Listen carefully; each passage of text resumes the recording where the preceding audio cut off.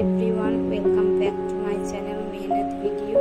আমার চ্যানেলটা দেখার আগে লাইক, শেয়ার অ্যান্ড সাবস্ক্রাইব করবেন। আগের দিন বলেছিলাম যে রাবড়ির ভিডিও দেখাবো, চলুন রাবড়ির ভিডিও নিয়ে চলে এসেছি।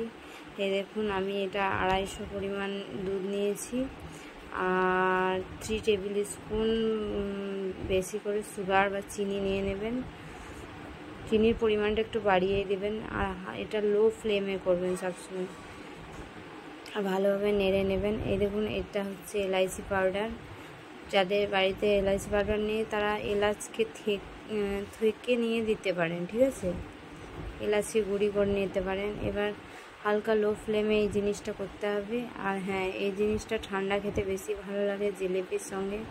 আগের দিনে জিলিপি রেসিপিটা দেখিয়েছি। এই দেখুন, গুঁড়ো দুধ দিয়ে দিচ্ছি 1 প্যাকেট। এটা 250 মতো দুধ নিয়েছিলাম। এবার আপনারা বেশি পরিমাণ করতে পারেন। আর হ্যাঁ, আর একটা বলি কথা, ব্রেড ক্রাম্বস যেটা বলে পাউরুটিকে আপনারা ব্লেন্ডারে ব্লেন্ড করে নেবেন, তারপরে এটার মধ্যে দেবেন। আর মাটির কোনো বাটি বা কিছু হলে আরও সুন্দর লাগে জিনিসটা। এটা ফ্রিজে ডিপ করে রেখে দেবেন, আপনার 2-3 দিন তো অবশ্যই খাওয়া হবে জিনিসটা, আর খেতেও খুব ভালো লাগে।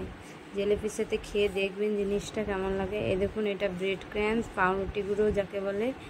এই দেখুন, দিয়ে দিলাম 3 টেবিল স্পুন।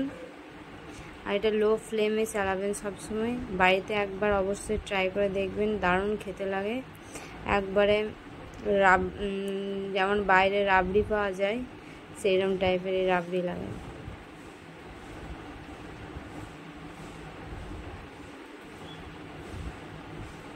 এই দেখুন, জিনিসটা এরকম টাইপের হবে।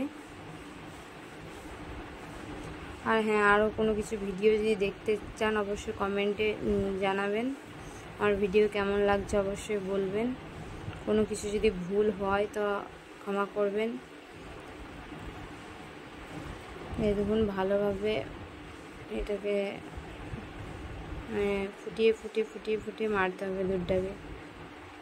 এটা লো ফ্লেমে সবসময় করবেন। এই দেখুন, জিলিপি বলেছিলাম না আমি 2-3 বার করেছিলাম, এই দেখুন জিলিপিগুলো, তাই আমি দিয়ে দিলাম।